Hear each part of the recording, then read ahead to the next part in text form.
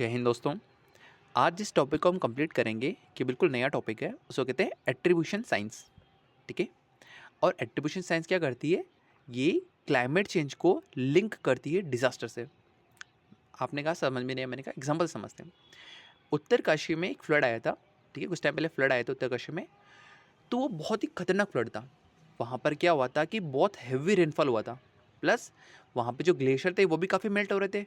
तो देखो, अगर ये पहाड़ है, वहाँ पे ग्लेशियर मेल्ट हो रहे हैं और यहाँ पे हैवी रेनफॉल भी कंटिन्यू हो रही है, तो दोनों मिक्स करके क्या हुआ कि जो नीचे वैली थी ना, वहाँ पे भयंकर फ्लड आया और वहाँ पे जान और माल दोनों की हानि हुई। मतलब कि ह्यूमंस और एनवायरमेंट दोनों का बहुत लॉस हुआ वहाँ पे। ठीक है, ये बात समझ में आई सर? तो एट्रीब्यूशन साइंस क्या पूछेगी? एट्रीब्यूशन साइंस अगर बीच में आएगी तो ये क्या कहेगी? ये कहेगी कि जो फ्लड था ना, अच्छा फ्लड क्या पहले भी आते थे क्या उत्तरकाशी में? बिल्कुल आते थे भाई। 100 साल पहले भी आते थे, 5 साल पहले भी आते थे, हजारों साल पहले भी उत्तरकाशी में फ्लड आए करते होंगे। लेकिन ये फ्लड, अच्छा फ्लड पहले डिजास्टर होता ही नहीं होता? बिल्कुल डिजास्टर होता है भाई। ठीक है, बाहर तो डिजास्टर होती। तो क्या उत्तरकाशी में पहली बार फ्लड आते? क्या नहीं आया था? क्या हजारों साल पहले भी फ्लड आता था? क्या बिल्कुल आता था, वहाँ उस समय भी आता था। लेकिन 1000 साल पहले का फ्लड और आज के फ्लड में बहुत डिफरेंस है। क्यों? आज का जो फ्लड है ना, वो बहुत खतरनाक वाला है। क्यों खतरनाक वाला है? क्यों? क्योंकि हमने दुनिया को बहुत गर्म कर दिया है। हमने दुनिया में बहुत ग्लोबल वार्मिंग की। कैसे की है? कोयला जला करके गाड़ियों में चलाते हैं ना अपन, थर्मल पावर प्लांट में चलाते हैं, हम अपनी गाड़ियों को चलाते हैं, फैक्ट्री चलाते हैं, इससे धुआं निकलता है, धुआं निकलने से ग्लोबल वार्मिंग होती है। ग्लोबल वार्मिंग से क्या हुआ कि क्लाइमेट चेंज हुआ। क्लाइमेट चेंज मतलब कि ग्लेशियर वगैरह मेल्ट होने लगे, सी लेवल राइज हो गया, मतलब सब कुछ खराब कर दिया हमने, दुनिया को खराब किया। दुनिया को खराब करने का मतलब ही क्लाइमेट चेंज होता है। जैसे कि सी लेवल बढ़ जाना, ग्लेशियर मेल्ट होना, साइक्लोन बहुत आना, ये सारी चीज़ें। ठीक है, बात समझ में आई सर? यहाँ पर एट्रीब्यूशन साइंस ये कहेगी कि भाई जो ये फ्लड आया था उत्तरकाशी वाला, क्या ये फ्लड बहुत खतरनाक था या बहुत नॉर्मल था? अपन कहेंगे बहुत खतरनाक था। तो ये खतरनाक क्यों था? क्या ये नेचुरली खतरनाक हुआ या फिर क्लाइमेट चेंज की वजह से खतरनाक हुआ? तो अपन कहेंगे सर ये क्लाइमेट चेंज की वजह से खतरनाक हुआ। क्यों? हमने दुनिया को गर्म कर करके है ना, जितने भी ग्लेशियर थे उनको पिघलाया अपन ने। जो यहाँ पे ग्लेशियर था ना उत्तरकाशी में, वो पिघले। और ये हैवी रेनफॉल, तो चलो हैवी रेनफॉल तो नेचुरल मानेंगे, लेकिन ये ग्लेशियर का मेल्ट होना तो इंसान की वजह से हुआ ना। ये दोनों जैसे मिक्स हुए तो बहुत खतरनाक फ्लड आया। मतलब कि हम कह रहे हैं कि जो उत्तरकाशी वाला फ्लड था, जिसमें कि बहुत लोगों की जान गई थी, बहुत नुकसान हुआ था एनवायरमेंट को, ये पूरा का पूरा जो फ्लड था, ये फ्लड आया था क्लाइमेट चेंज की वजह से। एट्रीब्यूशन साइंस यही पूछती है कि जो डिजास्टर आया था ना, ये फ्लड, ये वाला जो फ्लड आया था, ये जो डिजास्टर था, ये क्लाइमेट चेंज की वजह से हुआ था नहीं हुआ था? अपन कहेंगे हाँ हुआ था। बस एट्रीब्यूशन यही पूछेगी कि डिजास्टर क्या क्लाइमेट चेंज की वजह से और ज़्यादा हार्श हो गए हैं क्या? तो हम क्या कहेंगे कि यस, ऐसा हो चुका है। आज के टाइम पे जितने भी डिजास्टर हो रहे हैं, वो क्लाइमेट चेंज की वजह से और ज़्यादा टफ हो गए। फ्लड तो पहली बार आए थे हज़ारों साल पहले। हज़ारों साल पहले तो इंसान कोयला नहीं जला रहा था, लेकिन अब कोयला जला जला के हमने दुनिया को गर्म कर दिया। गर्म करने से ग्लेशियर मेल्ट हो गए, और अगर थोड़ी भी रेनफॉल होती है तो ग्लेशियर मेल्ट होकर के, रेनफॉल मिल करके वहाँ पे भयंकर फ्लड लेके आते हैं। मतलब कि अब जितने भी डिजास्टर होते हैं ना, वो सारे के सारे क्लाइमेट चेंज की वजह से हो रहे हैं। बिल्कुल सही बात है। मतलब ये यही लिंक करता है, क्या क्या क्लाइमेट चेंज की वजह से डिजास्टर होते हैं क्या? तो अपन क्या कहेंगे यस होते हैं। और एट्रीब्यूशन यही पूछती है। चलो ठीक है, एट्रीब्यूशन ये पूरा मेरे को लगता है कि ये एग्जाम्पल समझ में आ गया होगा। एट्रीब्यूशन साइंस होता क्या है? जैसे कि बारिश बहुत ज़्यादा हुई और फ्लड आ गया। अब सवाल ये पूछेंगे कि क्या ये डिज़ास्टर, मतलब ये फ्लड, क्लाइमेट चेंज की वजह से और बुरा हो चुका है क्या? हाँ, बहुत बुरा हो चुका है। भाई फ्लड तो हज़ारों साल पहले भी आ रहे थे, लेकिन उस समय पे इतने खतरनाक फ्लड नहीं आते थे कि लोग आगे मर जाते थे। लेकिन अब जो फ्लड आते हैं वो बहुत खतरनाक होते हैं। क्यों? क्योंकि हमने दुनिया को गर्म कर दिया। दुनिया को गर्म करने से ग्लेशियर मेल्ट हो रहे हैं। तो जैसे ही यहाँ पे अगर बारिश हुई उत्तरकाशी में, तो ग्लेशियर वाला पानी मिलके और रेनफॉल मिल करके बहुत भयंकर फ्लड आ गया था। तो हम क्या कहेंगे कि हाँ, हमने ग्लोबल वार्मिंग करके दुनिया को गर्म किया, उससे अब फ्लड बहुत खतरनाक आ चुके हैं। बिल्कुल सही बात है। एट्रीब्यूशन साइंस यही सवाल पूछती है कि जो डिजास्टर है, ये क्लाइमेट चेंज की वजह से और खतरनाक हो चुका है क्या? बस ये सवाल पूछती है। चलो ठीक है। एट्रीब्यूशन साइंस क्या करेगी? ये कंपेयर करती है दो अलग अलग वर्ड्स को। एक क्या वर्ड होता है, मतलब एक तरह से क्या होता है, एट्रीब्यूशन साइंस एक तरह का सॉफ्टवेयर आता है। ठीक है ना? जैसे कि बड़ी बड़ी इंस्टीट्यूट के पास में ऐसे सॉफ्टवेयर होते हैं। ये इनके पास दो तरह के वर्ड होते हैं, एक होता है रियल वर्ड, एक होता है imaginary model word. Real word में क्या होता है? जिसमें ह्यूमंस ने पोल्यूशन किया है, पोल्यूशन कर करके हमने CO2 को बढ़ा दिया और ग्लोबल वार्मिंग किया है। और इमेजिनरी वर्ड क्या होता है? जिसमें ह्यूमंस ने बिल्कुल भी CO2 को कभी भी रिलीज नहीं किया है। नेचुरली CO2 रिलीज सिर्फ हुई थी। एक में तो ह्यूमन के द्वारा CO2 रिलीज की, उसको ऐड करते हैं। एक तरफ ह्यूमन ने जो CO2 कभी भी रिलीज नहीं की, उसको ऐड करते हैं।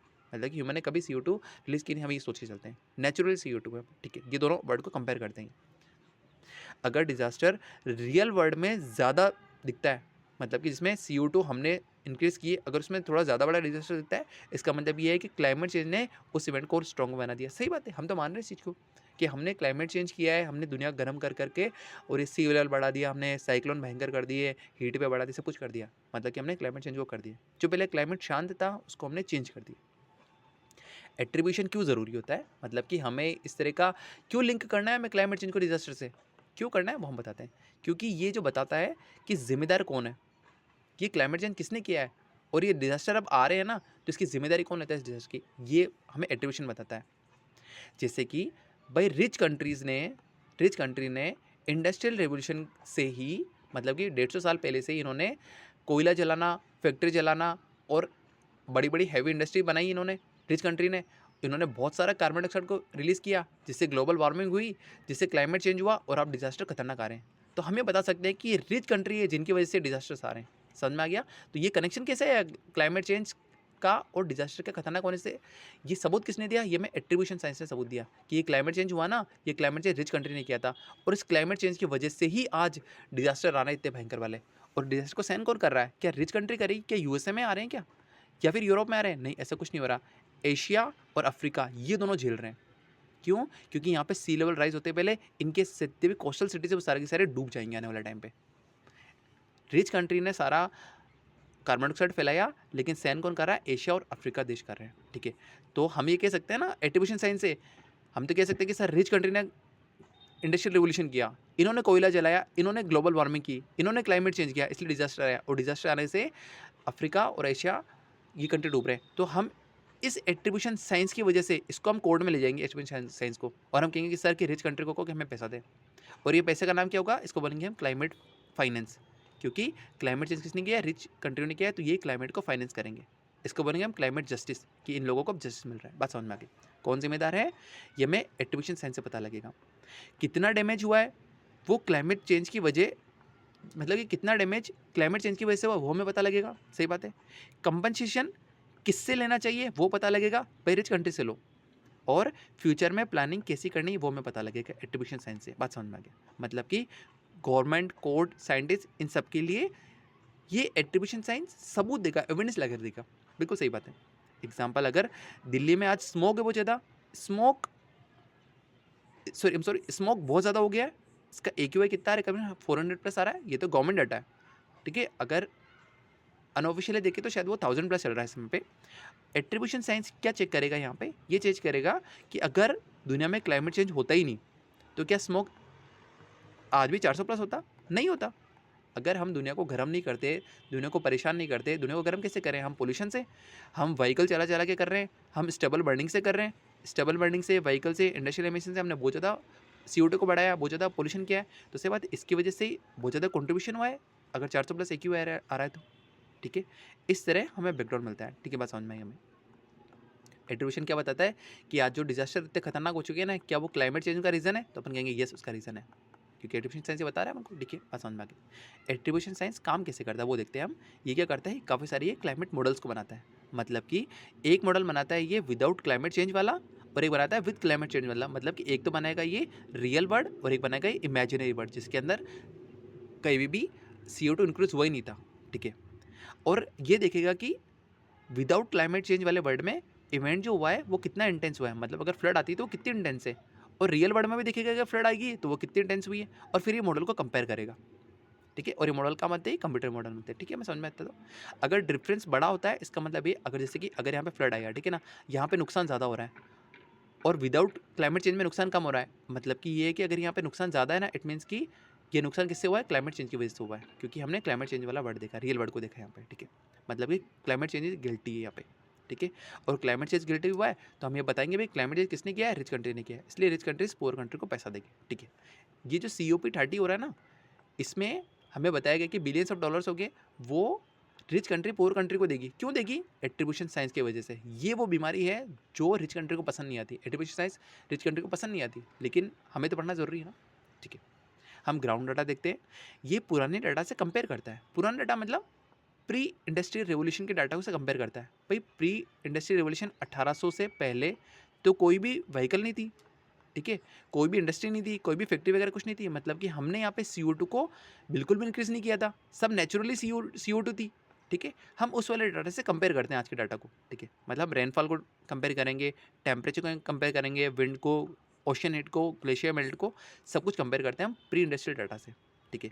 फिर हमें पता लगता है एक्चुअली में कि अगर ग्लेशियर ज़्यादा मेल्ट कर रहे हैं तो मेल्ट ज़्यादा क्यों कर रहे हैं, क्योंकि दुनिया गर्म हो रही है। दुनिया गर्म किसने की है? रिच कंट्री ने की है, ठीक है। बात समझ में आ गई भाई। ग्लेशियर मेल्ट तो इस समय भी हो रहे थे, लेकिन इस समय पे ग्लेशियर मेल्ट ज़्यादा हो रहे हैं। तो ये ज़्यादा क्यों हो रहे हैं मेल्ट? क्योंकि क्लाइमेट चेंज हो चुका है। बात समझ में आ गई। फिर डिसाइड करते हैं कि क्लाइमेट चेंज की वजह से ये इवेंट कितना बड़ा हो गया। एमिशन सोर्सेज आइडेंटिफाई कैसे होते हैं ये थोड़ा देखते हैं अपन। एक तो होता है पॉइंट सोर्स, एक होता है नॉन पॉइंट सोर्स। ये इंपॉर्टेंट पॉइंट लगे मुझे। पॉइंट सोर्स क्या होता है? लार्ज फैक्ट्रीज, मतलब कि जैसे पावर प्लांट हो गया, सीमेंट की कंपनीज हो गई, इंडस्ट्री हो गई, स्टील की फैक्ट्री हो गई। एक ही जगह से मैसिव इमिशन लगता है। सही बात है भाई, एक फैक्ट्री बनी इससे बहुत सारा धुआं निकल रहा है। इसको ट्रेस करना थोड़ा आसान होता है। सही बात है। अगर सैटेलाइट है तो वो सीधा देख लेगा कि इस वाली लोकेशन को डालेगा, वो सीधा देख लेगा यहाँ से कितना एमिशन निकल रहा है। एक होता है नॉन पॉइंट सोर्स, इसको बोलते हैं स्प्रेड आउट, मतलब कि जैसे गाड़ियाँ, भाई अलग अलग गाड़ियाँ होती है, वो अलग अलग जगह एमिशन निकाल रही है। क्रैकर्स, पटाखे, स्टबल बर्निंग, राइस फील्ड जला देते हैं ना, वो वाला। मतलब कि स्मॉल सोर्सेज है, लेकिन अगर टोटल करेंगे तो काफ़ी बड़ा नंबर आता है एमिशन का। सही बात है। और ये सब कंबाइन होके पोल्यूशन या एक्सट्रीम वेदर को और वर्सन करते हैं। बिल्कुल सही बात है ये सारा का सारा। तो ये एक तो पॉइंट सोर्स होंगे, एक नॉन पॉइंट सोर्स होंगे। समझ में आ गया। इंडिया का एग्जांपल देखते हैं हम। जैसे मैंने उत्तरकाशी का फ्लड बताया था, वहाँ पे ग्लेशियर मेल्ट हुआ और हेवी रेनफॉल हुआ, ठीक है ना। और इसको हमने क्लाइमेट चेंज से लिंक किया है। सही बात है भाई, ग्लेशियर मेल्ट पहले भी हो रहे थे, लेकिन अब ज़्यादा होते। और अगर ये रेनफॉल के साथ मिल जाएंगे, हेवी रेनफॉल से मिलेंगे, तो 100% फ्लड आएगा। भाई पहले भी बरसात होती थी, पहले भी ग्लेशियर मेल्ट हो रहे थे, लेकिन पहले फ्लड इतनी भयंकर नहीं थी, लेकिन अब भयंकर है। अब भयंकर क्यों? क्योंकि क्लाइमेट चेंज हो गया। केदारनाथ का 2013 वाला एग्जाम्पल लिया है। क्यों? उस समय पे एयर बहुत ज़्यादा वार्म आ चुकी थी। एयर अगर वार्म होगी तो वाटर वेपर को ऊपर साथ लेके जाएगी, मतलब कि काफ़ी ज़्यादा मॉइस्चर हो जाएगा, और अचानक से क्लाउड बर्स्ट हो गया था, और वहाँ पे भी एनवायरमेंट और ह्यूमन का बहुत ज़्यादा लॉस हुआ था। दिल्ली का स्मोक वो बिल्कुल लोकल इमिशन की उसका कारण है, मतलब कि ह्यूमन से पूरा का पूरा कारण है। आज के बिग एडवांसेस देखते हैं हम कि हमने क्या क्या एडवांसमेंट ली यहाँ पे। सैटेलाइट्स काफ़ी आ गए जो कि एग्जैक्ट एमिशन डिटेक्ट कर सकते हैं। सही बात है। सैटेलाइट ऊपर घूमता है, जैसे कि स्टेबल बर्निंग होती है, ठीक है ना। तो गवर्नमेंट क्या जा की गिनती थोड़ी, वो सैटेलाइट के डाटा को इस्तेमाल करती है। पंजाब गवर्नमेंट सैटेलाइट के डाटा को इस्तेमाल करती है, इसलिए भी बताया गया कि इसमें 90% स्टेबल बर्निंग कब होगी। तो वहाँ की गवर्नमेंट हर खेत तोड़ी जा रही है, वो सैटेलाइट का डाटा यूज़ करती है। सही बात है। इससे एग्जैक्ट एमिशन डिटेक्ट कर जाती है। हाई रेजोल्यूशन मॉडल आ चुके हैं आज के टाइम पे, जो कि एग्जैक्ट कंट्रीब्यूशन बता देती है कि यहाँ से कितनी कार्बन डाइऑक्साइड एमिशन हो रही है। और साइक्लोन, हीट वेव के एट्रीब्यूशन वगैरह जो कि बहुत एक्यूरेट हो चुके हैं, मतलब कि बहुत सारे जितने भी डिजास्टर है उसके एट्रीब्यूशन बहुत एक्यूरेट हो चुके हैं। मतलब कि हमें यहाँ पे एडवांसमेंट टेक्नोलॉजी में काफ़ी हाई है, हम काफ़ी एक्यूरेसी की ओर जा रहे हैं, ठीक है। बात समझ में आ गई। प्रॉब्लम क्या है? आज भी प्रॉब्लम है कि हमारे पास में लॉन्ग टर्म डाटा नहीं है। सही बात है भाई, हमारे पास में 1800 का डाटा तो फिर भी हम एक बार उम्मीद कर सकते हैं, लेकिन जैसे कि हम कंपेयर कैसे करते हैं 2025 को, जब क्लाइमेट चेंज हो चुका है। यहाँ पे क्लाइमेट चेंज नहीं था। क्यों नहीं था? क्योंकि CO2 यहाँ पे हमने नहीं की थी। क्यों नहीं की थी? क्योंकि ये प्री इंडस्ट्रियल रेवोल्यूशन था, और ये पोस्ट इंडस्ट्रियल रेवोल्यूशन है। ये पोस्ट है, ये प्री है। जब इंडस्ट्रियल रेवोल्यूशन नहीं था, यहाँ पे कार्बन डाइऑक्साइड नहीं थी, हम इनको कंपेयर करते हैं। और 1800 का डाटा फिर भी मिल सकता है, लेकिन अगर मैं चाहूँ कि मैं तो 10,000 BC का इस्तेमाल करना चाहता हूँ, तो हाँ, हमारे पास लॉन्ग टर्म का डाटा नहीं है यहाँ पे। रेनफॉल का प्रेडिक्शन यहाँ पे बहुत अनसर्टन है, क्योंकि अब पहले तो हमारे पास ये था कि हाँ, कि रेनी सीजन के लिए 3-4 महीने थे, लेकिन अब तो कभी भी रेन हो जाती है। कोई भी प्रेडिक्ट टाइम रहा ही नहीं रेनफॉल का। डिफरेंट मॉडल है, तो बहुत सारे, मतलब कि बहुत सारी कंपनियां जो कि आजकल एट्रीब्यूशन के मॉडल्स बना रही है, तो बहुत सारे अलग अलग मॉडल बने हुए हैं, तो थोड़ा थोड़ा समय डिफरेंस आता है, लेकिन ओवरऑल देखा जाए तो एक्यूरेसी इंप्रूव हो रही है हमारी एट्रीब्यूशन को लेकर के, ठीक है। क्लाइमेट जस्टिस की बात करते हैं, पर रिच कंट्रीज़ ने 150 साल से पोल्यूशन किया है, मतलब कि वो इंडस्ट्रियल रेवोल्यूशन के बाद में इन्होंने बहुत ज़्यादा पोल्यूशन किया है। इससे दुनिया बहुत ज़्यादा गर्म हुई है, लेकिन ये मार कौन झेल रहा है? सारे के सारे एशिया और अफ्रीका इस मार को झेल रहे हैं। सही बात है। इसलिए उनको कंपनसेट करना चाहिए, रिच कंट्री को कंपनसेट करना चाहिए, एशिया और अफ्रीका को। इंडिया जैसे कंट्री है, ठीक है ना, ये रिस्पॉन्सिबल नहीं है। क्यों? इनका जो ग्लोबल एमिशन में शेयर है ना, वो 6% के से भी कम है, ठीक है। मतलब 6% का हमारे पास एमिशन का ग्लोबल वार्मिंग करने में हमारा कितना एमिशन, मतलब कि जो इतनी भी कार्बन डाइऑक्साइड हमने एमिट किए ना, वो करीबन 6% से भी कम किए। तो ठीक है, हम तो कंपनसेट क्यों करें? जो रिच कंट्रीज है, USA, इंग्लैंड वगैरह, उनको कंपनसेट करना चाहिए इसके टाइम पे। एट्रीब्यूशन साइंस क्या करती है? ये कोर्ट में प्रूफ देती है। सही बात है कि भाई इस कंपनी ने या इस कंट्री ने इतना एमिशन किया है, तो ये डैमेज एनवायरमेंट को जितना भी हुआ है ना, और ये किससे वसूला जाएगा? ये उस कंट्री या उसी कंपनी से करना चाहिए, ठीक है। फाइनल समरी हम देखते हैं यहाँ पे कि एट्रीब्यूशन साइंस से ये फाइंड करना कि क्लाइमेट चेंज ने किस डिजास्टर को कितना बुरा कर दिया है, सिंपल भाषा में, कि आज जो डिजास्टर आ रहा है ना, वो इतने ज़्यादा रिस्की और इतने डेंजरस क्यों हुए, क्या उनका रीज़न क्लाइमेट चेंज है या क्या? हाँ, अगर क्लाइमेट चेंज है, ये क्लाइमेट चेंज नहीं है, ठीक है ना? एट्रीब्यूशन ये इसी को लिंक करता है कि आज के जो डिज़ास्टर है वो इतने खतरनाक क्यों हो गए? क्या उनका रीज़न क्लाइमेट चेंज है क्या? इस चीज़ को सवाल को कौन पूछता है? ये पूछता है एट्रीब्यूशन साइंस पूछती है, ठीक है? जैसे कि 1800 में भी फ्लड आते थे, आज भी फ्लड आते हैं, लेकिन आज के फ्लड बहुत खतरनाक है। आज के फ्लड में जान और माल बहुत हानि होती है, लेकिन पहले जो फ्लड आते थे उसमें इतनी नहीं होती थी। भाई आज क्या हो गया अचानक से? आज के बाद क्लाइमेट चेंज हो गया, मतलब कि डिजास्टर को क्लाइमेट चेंज से कनेक्ट कर दिया हमने। इसको एट्रीब्यूशन साइंस बोलते हैं। बात समझ में आ गया? मतलब कि बहुत सारे मॉडल रन होते हैं एट्रीब्यूशन साइंस में। पास्ट डाटा को हम कंपेयर करते हैं, सही बात है। 1800 के डाटा को हम आज 2025 के डाटा में कंपेयर करते हैं। एमिशन ट्रेस की जाती है यहाँ पे, सही बात है, सैटेलाइट से या फिर हाई मॉडल वगैरह जो हमारे पास आज की, उससे हम ट्रेस करते हैं सारा का, और रिस्पॉन्सिबिलिटी डिसाइड होती है यहाँ पे, ठीक है। ये फ्यूचर की प्लानिंग, लो कंपनसेशन और क्लाइमेट जस्टिस सब में हेल्प करता है। ये आर्टिकल था। Thank you.